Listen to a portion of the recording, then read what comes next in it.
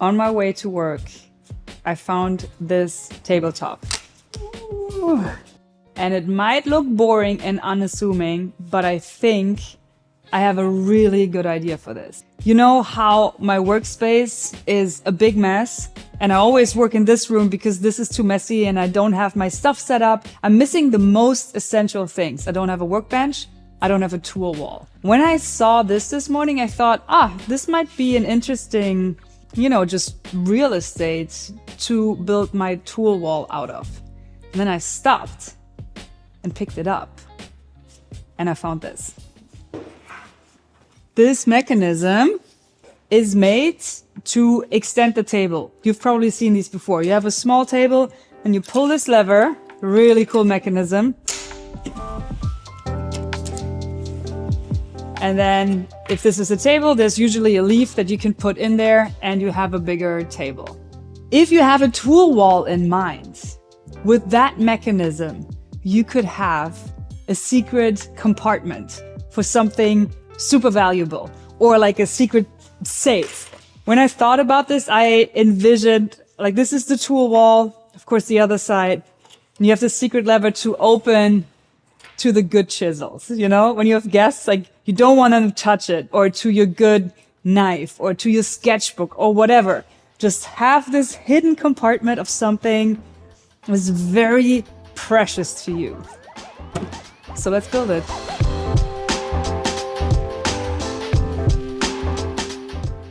Should I say something? Okay, I think it should go like this. First step, maintaining what we have, repairing. I saw some damages in the dovetails, sanding this off. Second step, building the mechanism, making sure everything works. And then third step, outfit it with tools, lights, whatever we need. Wow, that was a loud clap. Hurt my ear. We don't need any of these little tabs. Maybe we can reuse them for tool holders later. That's the first thing I see. And then there is something broken here that we need to glue this. And I think we need a bigger frame around the inside because this sticks out more than that. Let's do it.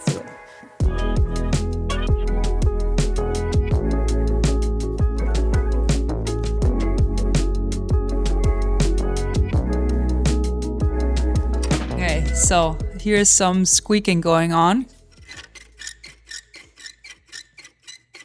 Almost sounds like a bird. Let's see if my new product, the lip balm oil, is good enough to get rid of that. No. That just means we didn't use enough. It needs to have a chance to sink in. You know what? I really like the squeak. Let's move on. It's getting better. A little bit. If I go real slow, you don't hear it. Theoretically, this table can extend that much. I think that's too much. It's also, these are not built to hold this force, especially not vertically. So we need to keep that in mind. And that's the reason why I don't want to stress it too much. I think if we extend it like this, so these still overlap, good sized secret compartment. And we can build onto this because this is not moving. And we need to leave these alone because they are moving. That's the rules. Yeah. Okay. Measurements. 30, 35.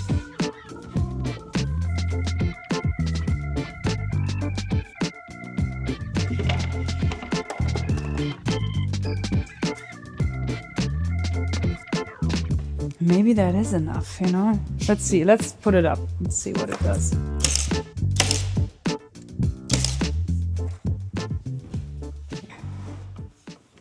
That's it, you know? That is crazy how cool that looks.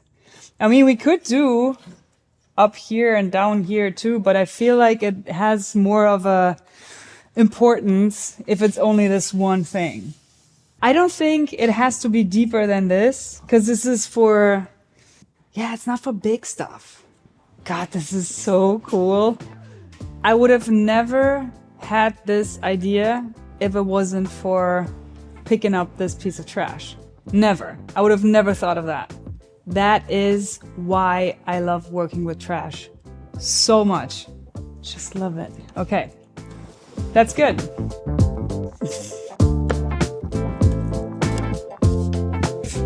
Obviously, I don't want to use that plywood. Let's find a nicer piece.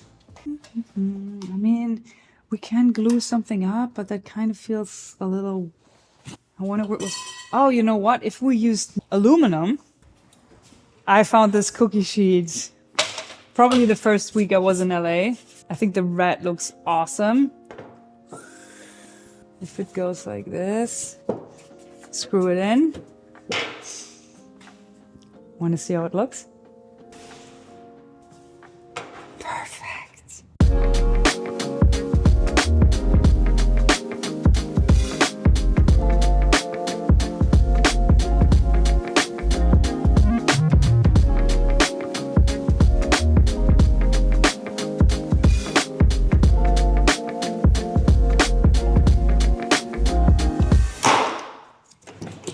Closed.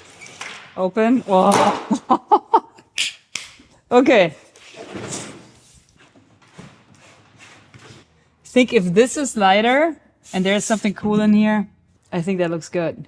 Sweet. Let's sand it. I can't believe how fast that was. Are we done?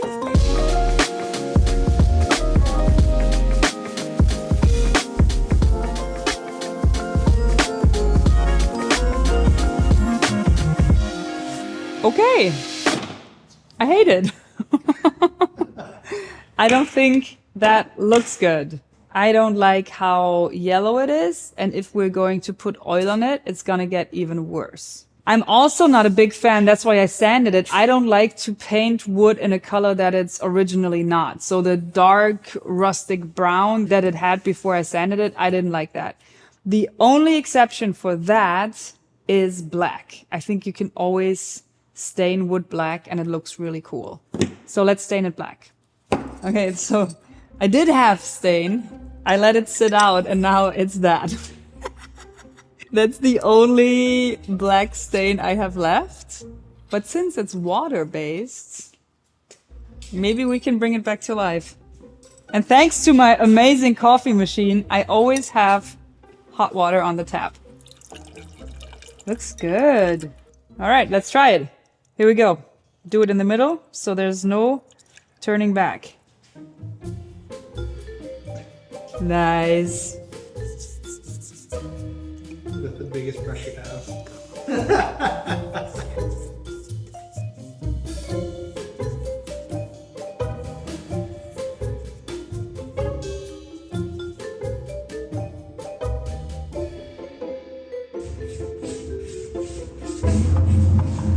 Okay, let's stop. While this dries, I want to collect some tools, see what I want to have on this tool wall, and of course, make some tool holders for that. Obviously, it's very hard to do a step-by-step guide to how to build a tool wall because everybody uses different tools, but here's 3 steps that I always use. And the first one is, what tools do you want to have on your tool wall? Bring them all out, dump them on your surface, and then you knoll them. And that means you group objects together that belong together, and then you align them parallel or to a right angle to the surface that you're using. So everything looks neat and clean. Take your time with that. That is how your tool wall is going to look. So I encourage you to get super obsessive. What goes together, what looks good, because that will be the first thing you see when you approach your bench. You want it to be nice. And now it's time to fix the tools to the tool walls. And I use 3 techniques. The simplest one, and use it if you can, just put a screw in. If the tool has a hole or whatever, just put it on there. You're done. Second, magnets. If you have a hammer or something that's magnetic, anything made of steel, just put a magnet in there, put your tool on the magnet. And then the last thing that looks the best, but is the most work, is make little dedicated holders. Depending on the time you have, make holders for everything because it looks super good and is actually a lot of fun.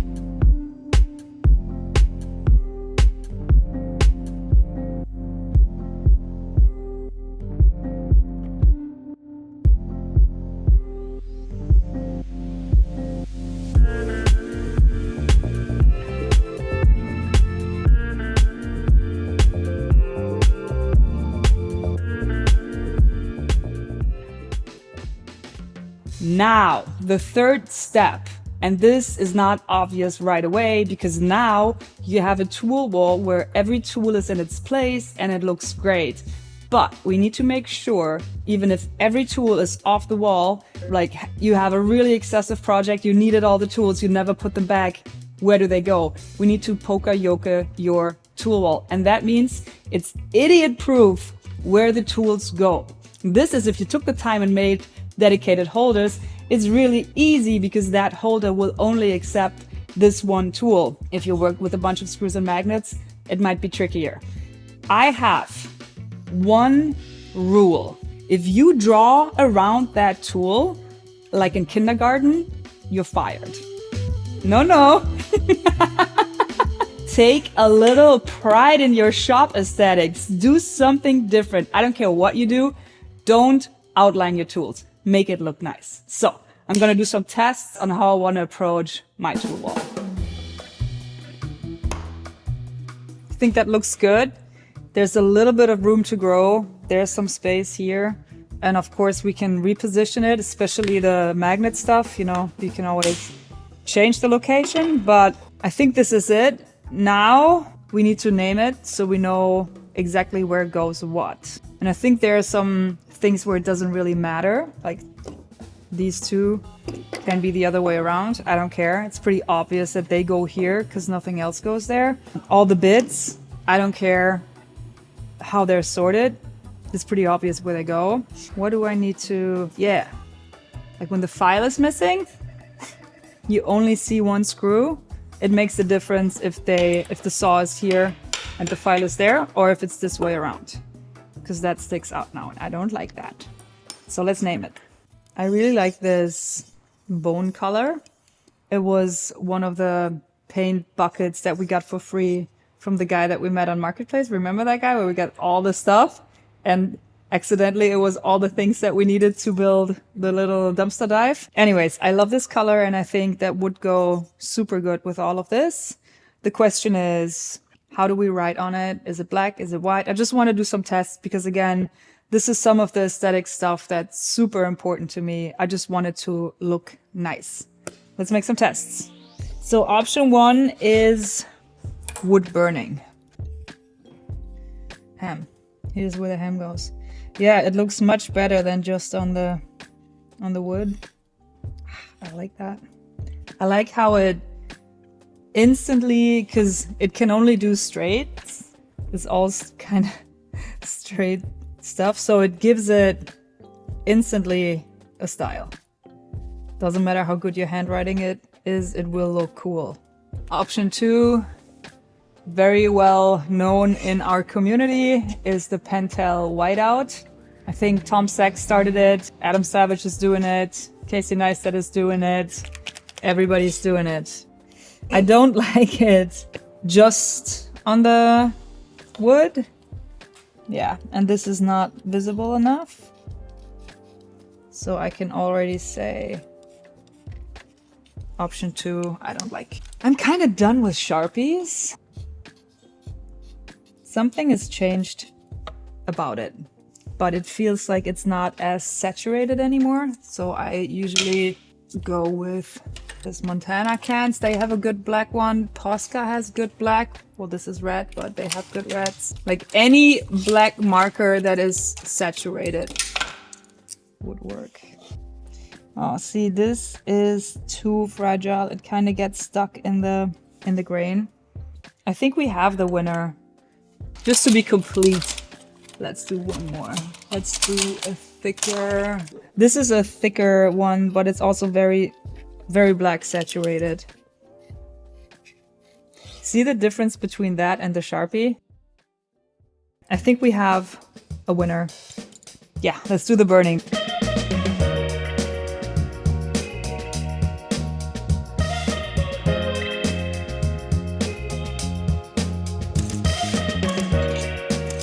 So we learned that the black ink is so water solvable that just the water of this paint makes it kind of mix. You see how that looks?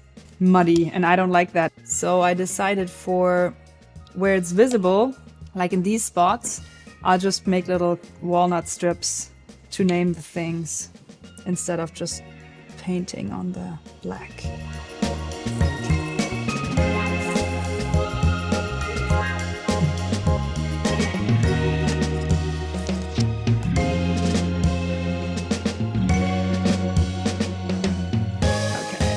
I think I got all the parts, but we'll find out because now we're taking off all the tools, mount it, and see if we can put it back.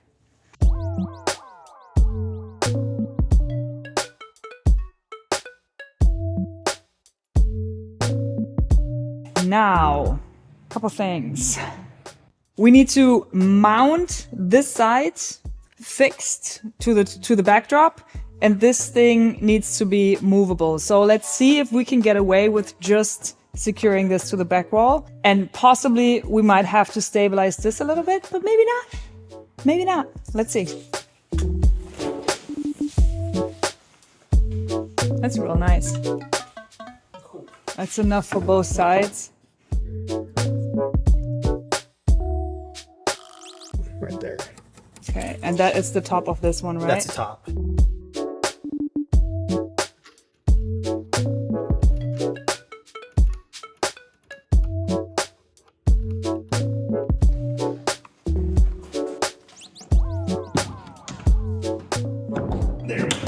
Okay. Okay, I'll get some screws.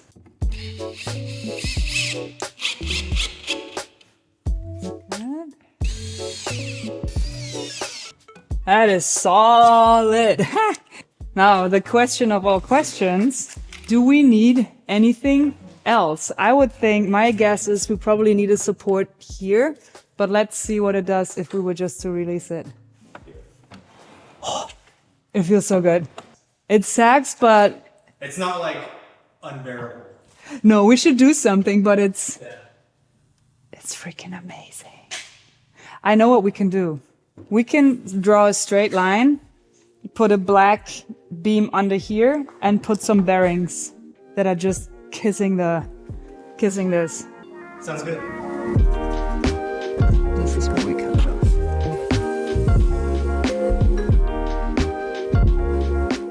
Does this still? Yeah, it does, right? Even if it's all the way pressed, it should still run.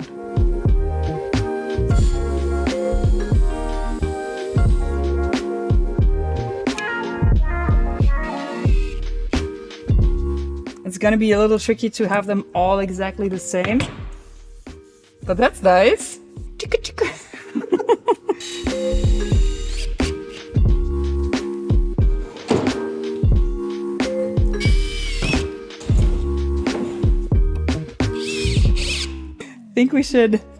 I think we should paint this black so it's less obvious. But this has really good support now. At least without the tools. So let's see how it works when we put the tools on.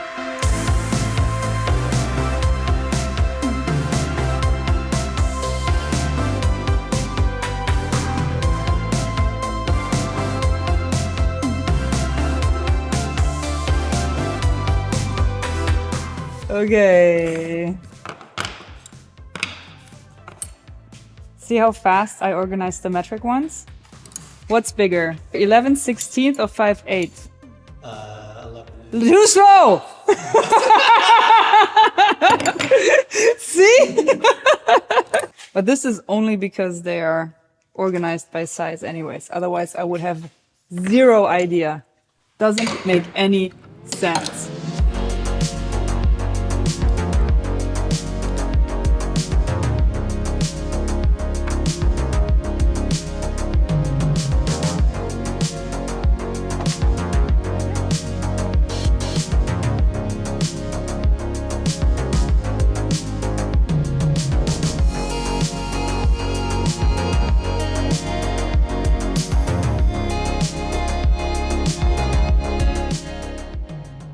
Pretty pleased with myself here. This is good. The only thing that's annoying is this. Whenever you move, you put some felt there. But now, let's try. Okay, it's a little heavier. We need to put some wax on it. But it definitely works. And it's pretty straight. Look at that.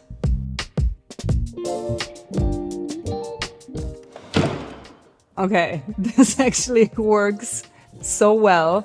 You might have noticed I have nothing in my secret compartment. Why? Because if I show you, it's not secret anymore. So the question to you, what would you put in your secret tool wall compartment? Let me know in the comments. As always, I want to thank you guys for watching, and I'll see you next week with a new video. I have a lot of valuable things in my shop, and it is really time to think about some security feature. So this week's sponsor, Eufy, came right on time. Let's unbox the S4 2Cam kit, shall we? The kit comes with 2 cameras and a smart home base. And the cool thing about the cameras is they can be solar powered. And if you don't have direct sunlight to charge your cameras with a 5.5-inch solar panel, don't worry. They also come with a battery of 10,000 milliamp hours, so you can just charge them with a USB cable. So my plan is to install one outside that can be solar powered and one inside. Set it up with a home base and be safe forever. The first thing we did is we installed the home base S380, and that's kind of the brain for the 2 cameras. If you have a home base, you can cross those 2 cameras and have like AI features. For example, my face can be stored in the home base, Sam's face, and whenever we're in the shop, they don't sound the alarm because they know it's just us. Also, you can add additional 16 terabytes of expandable storage. Anyways, the camera, as you can see, is pretty cool because it's 2 different cameras. The upper is the Bullet-Cam that is 4K and has a 130-degree angle. And the lower is the PTZ cam and has 360-degree angle and an 8 times zoom. Which means if the upper cam detects something, the lower cam will follow it. And that's pretty cool. You kind of combine the best of 2 cameras. The Solar Plus 2.0 guarantees forever power. 1 hour of sunlight is a full day of power to the camera because of the 5.5 watt ultra large panel. Let's test the night vision. It's always the best. Oh, here we go. Looks like daylight, only black and white. That's pretty good. Oh, it recognized us, even here. Pretty cool.